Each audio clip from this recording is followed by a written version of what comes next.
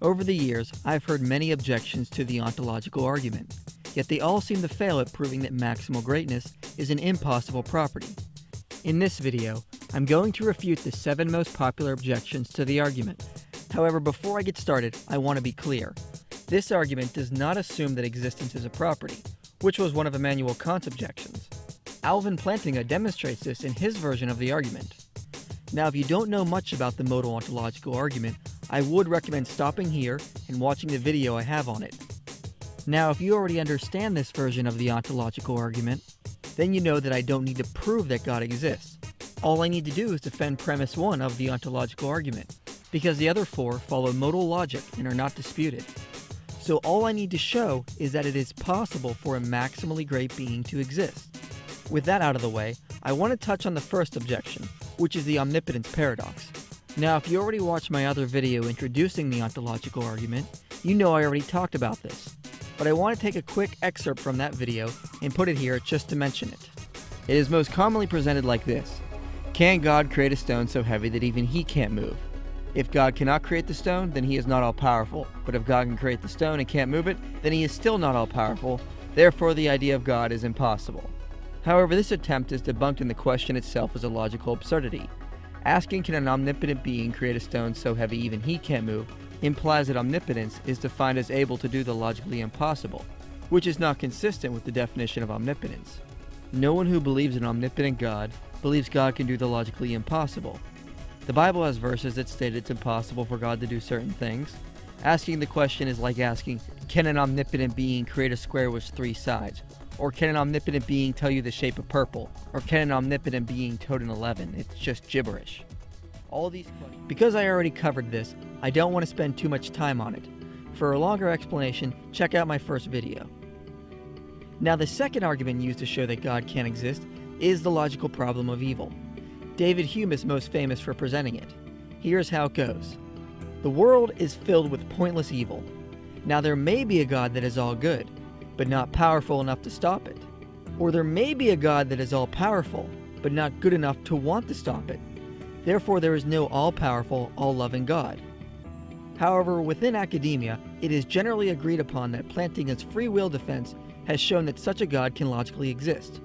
William Alston says, the effort to demonstrate that evil disproves God is now acknowledged on almost all sides in philosophy as completely bankrupt. Here is how Plantinga's free will defense goes. A world containing creatures who are significantly free and freely perform more good than evil actions is more valuable, all else being equal, than a world containing no free creatures at all. Now, God can create free creatures, but he can't cause or determine them to do only what is right. For if he does so, then they aren't significantly free after all. They do not do what is right freely. To create creatures capable of moral good, therefore, he must create creatures capable of moral evil. And he can give these creatures the freedom to perform evil and at the same time prevent them from doing so. C.S. Lewis would agree, saying, imagine a wooden beam became soft as grass when it was used as a weapon, and the air refused to obey me if I attempted to set up in it the sound waves that carry lies or insults. But such a world would be one in which wrong actions were impossible, and in which, therefore, freedom of the will would be void. If the principle were carried out to its logical conclusion, evil thoughts would be impossible, for the cerebral matter which we use in thinking would refuse its task when we attempted to frame them. Continuing his defense, Plantinga says, as it turned out, sadly enough, some of the free creatures God created went wrong in the exercise of their freedom. This is the source of moral evil. The fact that free creatures sometimes go wrong, however, counts neither against God's omnipotence nor against his goodness, for he could have forestalled the occurrence of moral evil only by removing the possibility of moral good. As Plantinga teaches, just because God permits evil, that doesn't mean there aren't any good reasons for it. It may very well be less benevolent for God to deny us freedom than to prevent us from committing moral evil. I have attached a link to the full-length video in the information section, as well as an interview with Alvin Plantinga explaining the free will defense. Now, the third attempt to show that God is impossible is with the problem of imperfection, which goes like this. God, a perfect being, would not create an imperfect world, but the world is imperfect. Therefore, a maximally great, perfect God cannot exist. However, this argument is rarely used in academia. What we perceive as an imperfect world might not be imperfect from the perspective of the whole universe. Plus, an atheist recently told me that even if the world were proved imperfect, the best conclusion you could draw is that there is no God both omnipotent and interested in creating a perfect world. Which is similar to the biblical definition that the world was created perfect and became imperfect after sin entered and humans went out from God's perfect protection. Therefore, all things we consider imperfect were once perfect and became imperfect with the absence of God to hold everything to perfection. Now, another attempt to disprove God's existence is to demand empirical evidence. Since there's no empirical evidence for God, then he can't possibly exist. Now, others and myself argue that empirical evidence can't prove the existence of everything. I mean, does a statement something must have empirical verification for it to be true have empirical verification? Besides, God is not defined as a three-dimensional physical being, so he can't be proven or disproven through scientific observation. So God's existence relates to this world in the same way Shakespeare relates to Hamlet, and it is impossible for Hamlet to prove the existence of Shakespeare through empirical observation of his world. Plus, we only need to defend premise 1, which only states that it is possible that God exists. To deny the possibility of God's existence, you would have to be omniscient, or have logical proof of his incoherence. So remember, in order to debunk this argument, you need to show that God's existence is utterly impossible, or it still stands. Now the fifth way is to try to do a reverse ontological argument, starting with premise 1 saying, it is possible that a maximally great being does not exist, then following with the other 4 premises and concluding that a maximally great being does not exist. Which seems logical at first, but the problem is in premise 2, because we need to remember that the idea of a maximally great being has not been shown to be incoherent. Therefore, the idea is coherent and doesn't contain any logical absurdities.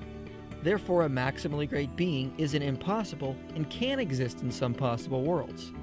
So if it is possible that a maximally great being doesn't exist in some possible worlds, then he has to be shown to be logically absurd before you finish premise 2. Plus, this argument's conclusion is that maximal greatness is impossible.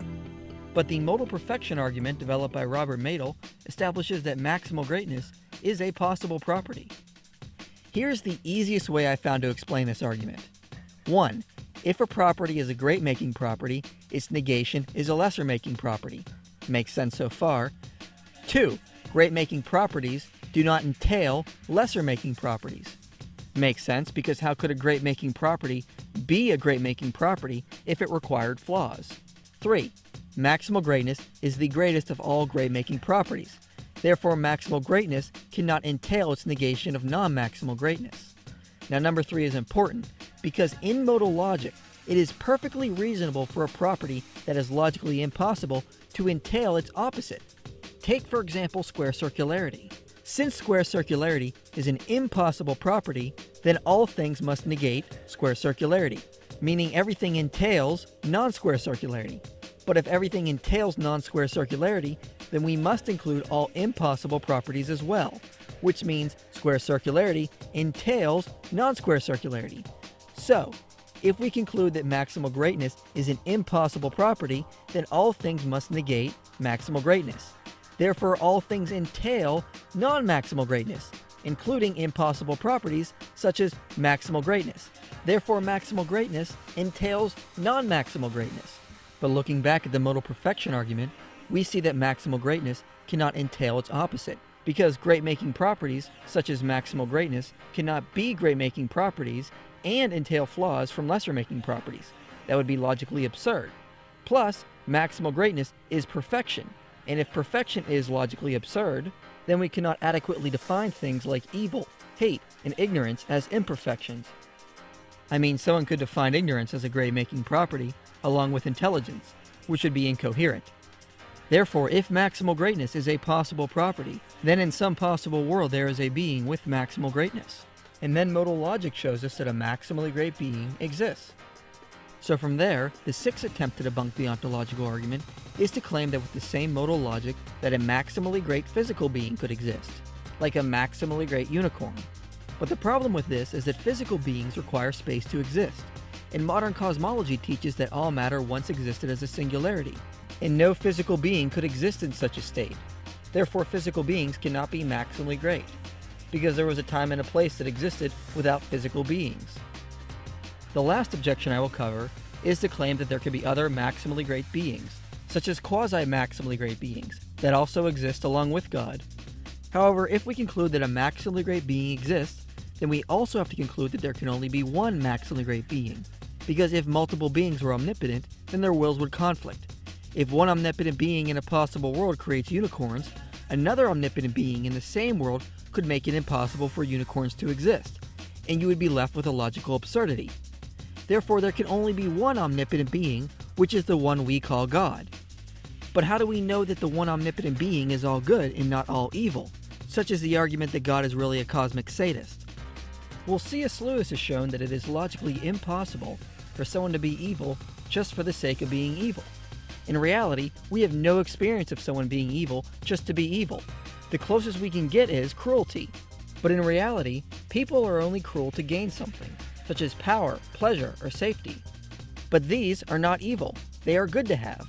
The evil comes from pursuing them with the wrong motives or in the wrong way. When you examine it, evil is nothing more than the pursuit of something good in the wrong way. However, unlike evil, you can be good just for the sake of being good. You can do a kind act even if it gives you no pleasure, simply because it is the right thing to do. But no one can be cruel just for being cruel, or be cruel without gaining something good. In other words, badness cannot succeed even in being bad in the same way in which goodness is good. Goodness is, so to speak, itself. Badness is only spoiled goodness, and there must be something good first before it can be spoiled. C.S. Lewis points out that the creator of the universe must be morally perfect because evil cannot exist on its own and is always a perversion of good. Therefore, God must be a God of love for him to even exist or create anything. But wait, this presents another problem, because if evil is not at the core of God, then love must be.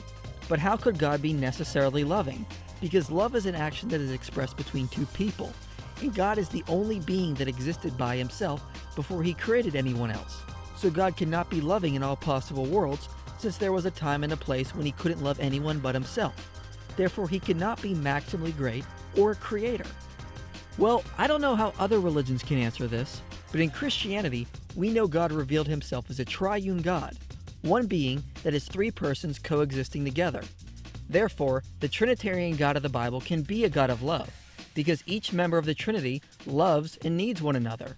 Therefore, if God is multi-personal, then it is still possible that he exists.